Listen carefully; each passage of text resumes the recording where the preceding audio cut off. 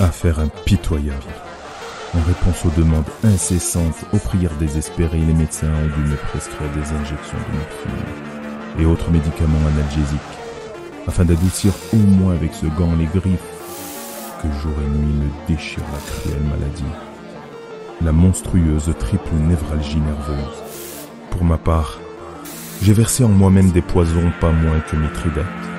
Comment encore étouffer les décharges de cet arc électrique, cette bobine non électrifiée qui arrache ardemment la joue, amenant la douleur jusqu'aux os? Paraît-il, les forces sont épuisées et la torture a tout dépassé. Mais à chaque fois de nouveaux tourments, de nouvelles souffrances, de nouvelles larmes apparaissaient. Dans les gémissements, dans une mélancolie inconsolable, il n'y avait plus rien que d'innombrables variations, de la seule et insoutenable sagesse. Il n'y a pas de consolation pour le cœur de l'homme. C'est à ce moment que j'ai fait mes adieux avec mes médecins.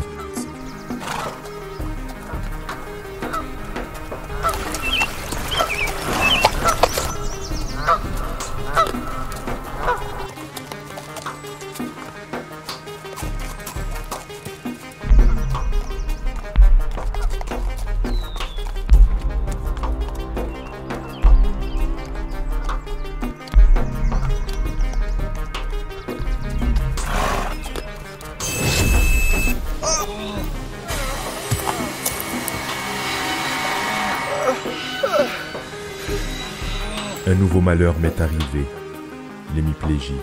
Une paralysie qui attendait depuis longtemps m'a fait tomber de cheval.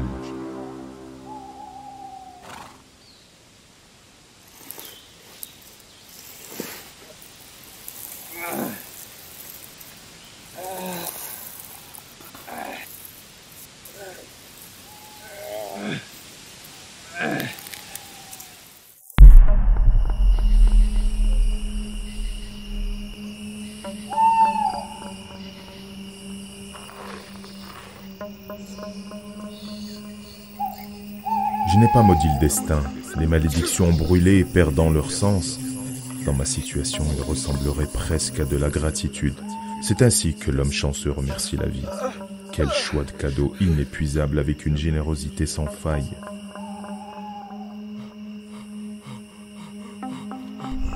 Dans ces premières nuits, il n'y avait que l'horreur avec moi.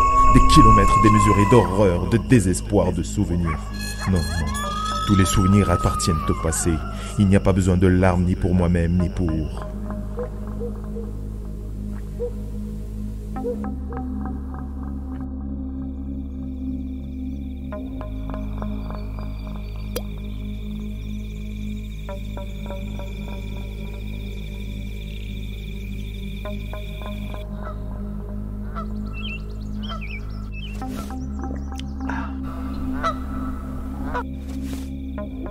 C'était un état étrange, ni sommeil, ni éveil, ni mort, ni vie.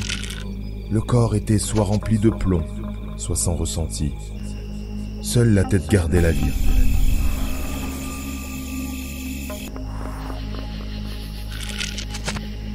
Il semble que les jours passent ainsi.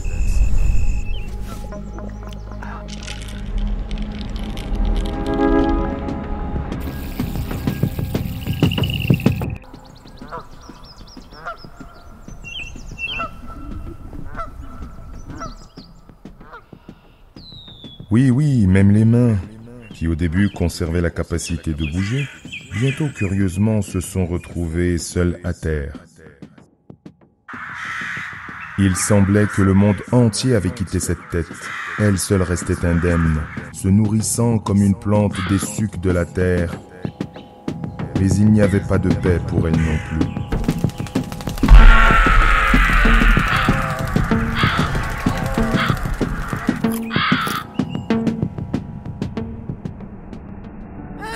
À en juger par ce que je ressens à l'intérieur, une fourmilière s'est installée quelque part sous le cœur. C'est amusant, mais... Je veux déjà bouger. Mais comment bouger si tu es une poussière? Son travail est de rester là et attendre, d'attendre l'aube ou le coucher du soleil, lorsque de nouvelles impressions affluent. C'est étrange. Les forces de la vie déchirent le corps. Et bientôt, plus un seul anatomiste ne trouvera dans ce bol autre chose que de la terre. Des galeries creusées, le travail minutieux des insectes qui s'installent, alors que la conscience est encore chaude dans le cerveau.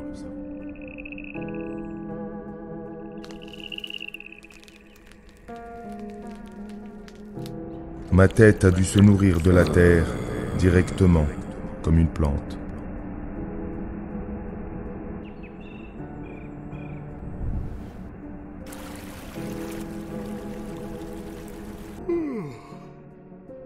Et le corps a même ressenti une sorte de chaleur, une sorte de plaisir de ceux qui se transforment en terre, y font progressivement.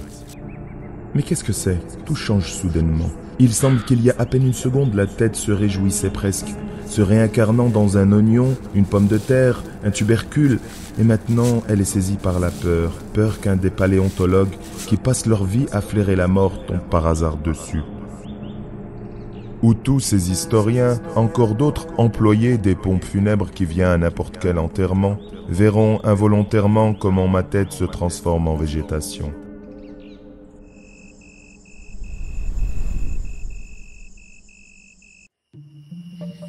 Quelle angoisse! Devenir presque la terre, sans perdre espoir de bouger et d'aimer. En essayant de bouger, j'ai l'impression d'être collé, fusionné avec le sol. Je m'y repose en elle, et bientôt je serai complètement mort. Quelle plante étrange ma tête est maintenant. Il est peu probable que quelqu'un ne remarque pas une telle curiosité. Même une pièce piétinée de 2 centavos, vous regardez, vous la trouvez.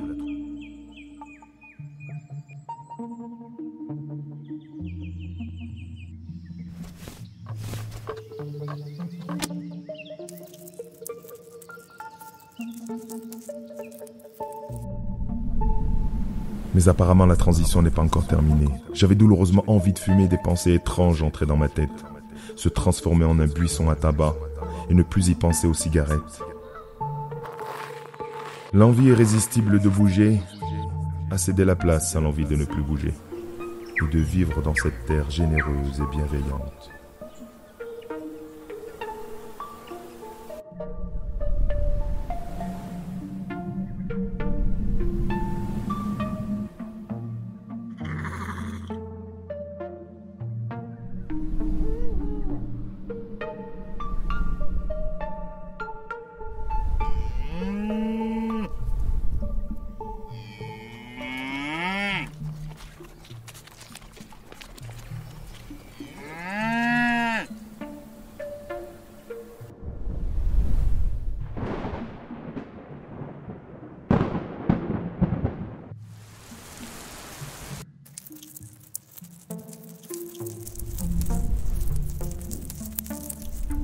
Oui, je me transforme en végétation, mais je ne le ressens pas, comme le ressentiraient les plantes elles-mêmes de tout leur être immobile et isolé.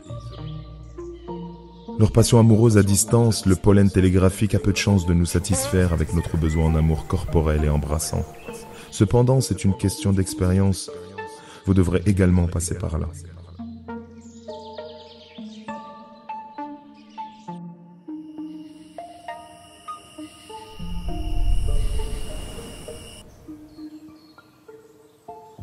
Mais il n'est pas facile d'accepter notre destin. Nous effaçons ce qui est écrit dans le livre du destin jusqu'à ce qu'il se réalise vraiment. Même je déteste maintenant le fameux arbre généalogique. Cela rappelle trop mon destin malheureux. Retourner dans le monde des plantes. Ce n'est pas une question de dignité ou de privilège. La vie végétale n'est pas pire que la vie animale. Mais pourquoi ne pas logiquement imaginer la généalogie de l'homme sous la forme de bois de serre ? Tant en apparence qu'en fait, ce serait beaucoup plus juste. Dans la solitude et la désolation, les jours s'écoulaient avec leur mélancolie et leur ennui. Le passé se mesurait à la longueur de la barbe. J'ai senti comment elle pousse, comment sa nature cornée, comme celle de l'épiderme ou des ongles, donne libre cours. Il y avait une consolation, non seulement les gens et les animaux, mais aussi les plantes ont leur propre expressivité. Je me suis souvenu du chêne que j'ai vu une fois, une corde vivante entre la terre et le ciel, à plusieurs feuilles élancées. Il était merveilleux comme un mât festif d'un navire.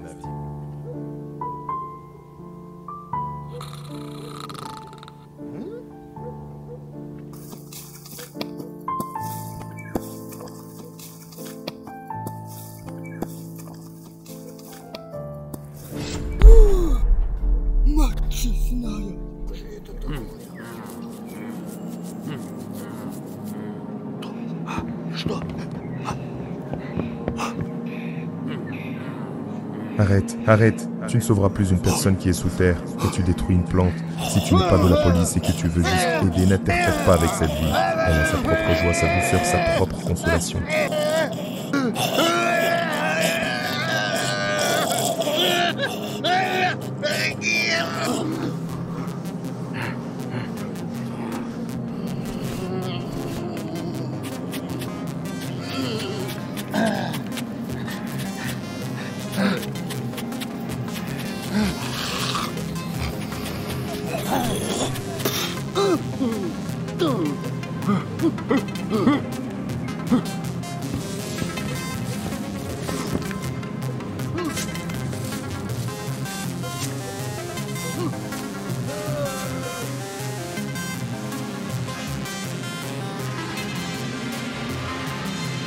C'est végétal ou sang humain? Disons du sang. Mais alors donc la chlorophylle brille dans les cellules périphériques, sinon d'où vient cette sensation de vert? Je ne sais pas. À mon avis, chaque jour, il y a de moins en moins d'humains en moi. Petit à petit, je deviendrai un acacia solitaire près du vieux cimetière. Mais de même que le grincement changeant et aigu des gonds de porte ne peut jamais devenir une musique, de même mon agitation animale, mes gémissements au moment de la conception, hélas, ne passeront pas dans l'existence silencieuse et sereine des plantes. Dans leur complète paix de dignité, la seule chose que je suis capable de réaliser et qu'eux-mêmes ne savent pas, c'est leur unité avec le monde. Que peut-on mettre à côté de leur sérénité, de leur innocence, avec leur ardeur cachée? Est-ce peut-être l'anticipation de la beauté qui donne lieu au spectacle de cette plénitude chez une personne? Insatiable volage agité, nous marchons, bougeons, courons, nous pressons le plus souvent sans sortir de notre cage filigrane et invisible. Un prisonnier enfermé dans 4 murs endurcis par le cœur, étudié par le toucher, avec toute la différence de position, n'est pas très différente de celui qui, jour après jour, erre sur les mêmes routes, avec le fardeau des mêmes soucis. Toute agitation humaine ne vaut pas un baiser mutuel, bien que non scellé de feuillage avec un rayon. Mais ce sont des excuses. Chaque heure de plus en plus, l'humain meurt en moi, et la mort m'habille du vert des épines et des voiles. Et maintenant, l'acacia qui m'a avalé près du cimetière poussiéreux, près des ruines sans nom, a été brûlée par quelqu'un. La poussière égalise tout. Inhumain? Qui sait, si le désir se réveillait à nouveau dans le levain, prêt à se mêler à nouveau à la matière avec mes restes, maintenant complètement dévastés par la déception et l'effondrement.